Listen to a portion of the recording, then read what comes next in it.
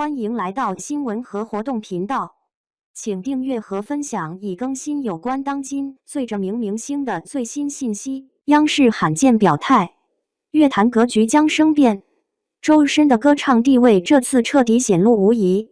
国家电影院联合央视发起了一个中国电影消费年的活动，活动一展开，跟电影一点关系都没有的周深却被推到了风口浪尖。中国电影消费年这活动简直是国家给电影的优惠大礼包啊！在陆、海、空三种交通工具上，何时何地都能享受到沉浸式的电影体验。每次电影开播前，周深那清亮的嗓音总在车厢里回荡，央视还特别对他进行了表扬呢。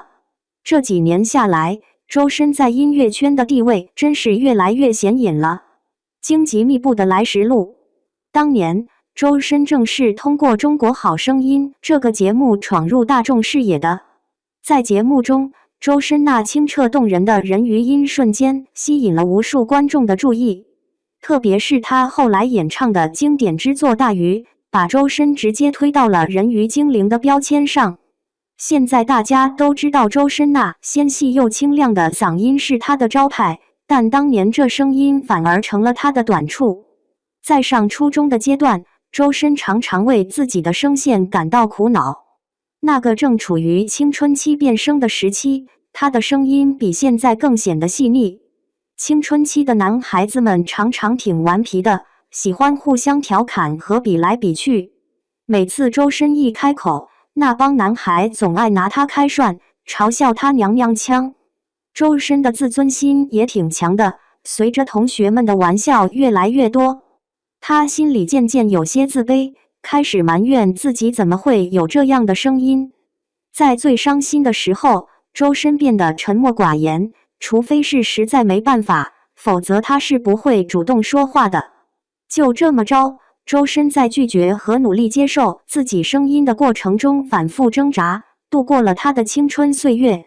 高中之后，周深的生活变得丰富多彩了。那时候有一年，学校搞了个校园歌唱比赛，周深鼓起勇气给自己报名了。在那场歌唱比赛中，周深那独特的声音瞬间就抓住了不少老师和同学的心。当时就连音乐老师都觉得周深的声音如同天籁之音，听了让人恍若置身仙境。最终他直接拿下了歌唱比赛的冠军。有了这个冠军的认可，周深的自信心在嗓音上也终于建立起来了。周深在校园里不停地唱歌，渐渐地积攒了不少人气。当时，周深的声音吸引了一位学长，他特意邀请周深为自己的原创曲《雨后你不见了》献声。虽然那位学长并不是个厉害的音乐制作人，这首歌也算不上什么热门歌曲，但对周深来说，这无疑是个很大的鼓励。后来，周深有意识地进军网络平台，给自己取了个名叫卡布，在上面不断地唱歌。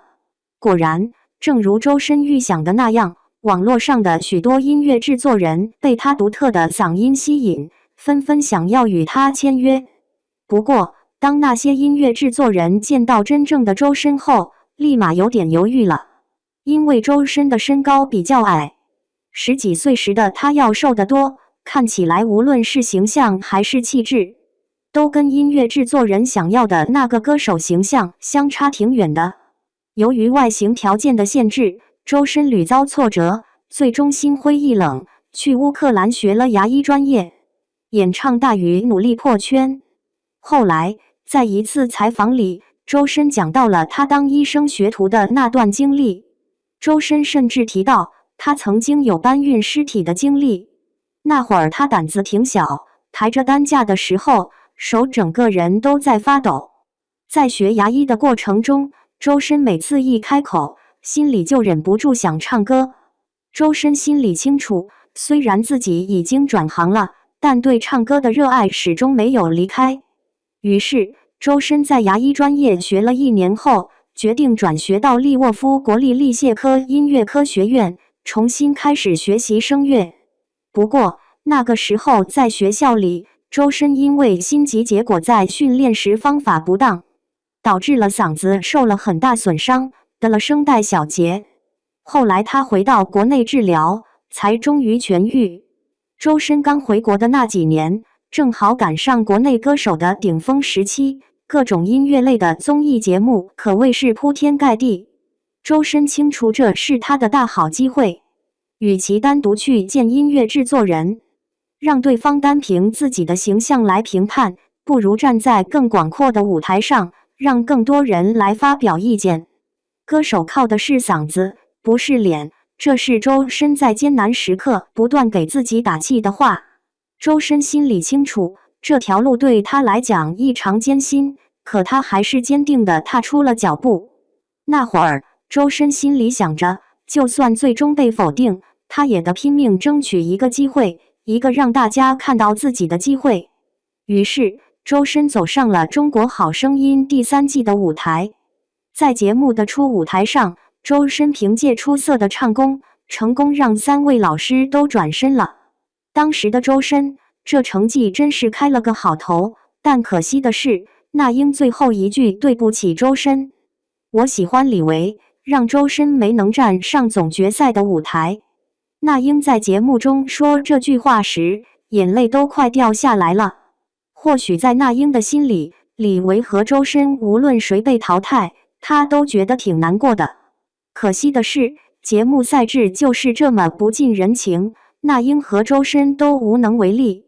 这次的淘汰，周深的音乐路上又多了些坎坷。幸好周深参加《中国好声音》也不是毫无收获，毕竟他那独特的嗓音已经让不少音乐人对他印象深刻。后来电影《大鱼海棠》上映时，周深受邀演唱了主题曲《大鱼》，这首歌让更多人开始认识他。周深算是少数在默默无闻的时候就有了成名曲的人，这不禁让人想到了当年参加《明日之子》的毛不易。当年毛不易作为素人参赛，没有团队和公司的支持，却靠原创歌曲《消愁》在音乐平台上播放量破亿。从某种角度来看，周深和毛不易其实可以算是同类人物。可惜的是，年轻时的周深未能遇到他的薛之谦。3登联合国受央视力捧。不过如今看来，周深的坚守是明智的选择。许多网友也纷纷对周深的坚持表示感谢，让大家领略到了如此动听的音乐。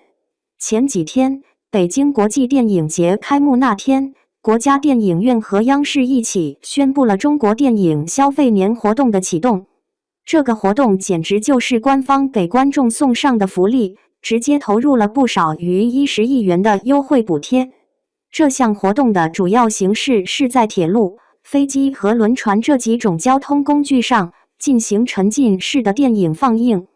观众可以在欣赏电影的同时，顺便打卡电影的拍摄地点，真是给大家带来了独一无二的体验。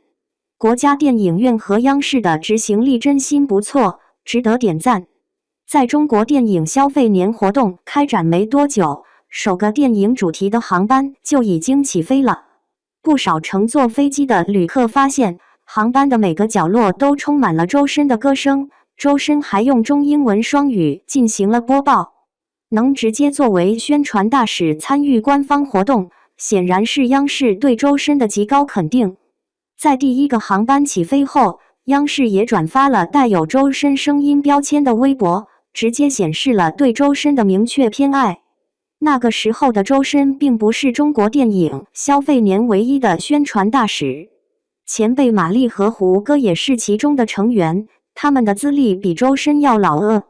央视却只发布了关于周深的微博，这就明显体现出他们对他的重视。仔细想一想，周深的走红其实是从他站上央视春晚的舞台开始的。那首《灯火里的中国》让大家认识了他，从那以后，周深就一路畅通无阻。《灯火里的中国》不仅让周深一炮而红，还被央视纳入了现象级的国民金曲行列。从另一个角度看，央视也算是周深的老家了。尤其是去年春晚，李谷一老师没在舞台上，周深替他唱了《难忘今宵》。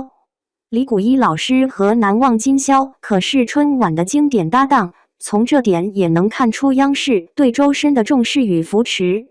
周深确实没有让央视失望，3次在联合国的舞台上演唱，为中华文化的传播贡献了自己的力量。当年，周深作为联合国的公益大使，唱的那首《和光同春》在国际平台上的播放量竟然突破了500万次，直接被 BBC 称为年度文化事件。周深凭借他那独特的嗓音，联合国的总干事都直接表示，周深用自己的方式重新定义了文化传播。看来，央视对周深的青睐也是有原因的，毕竟周深确实很争气。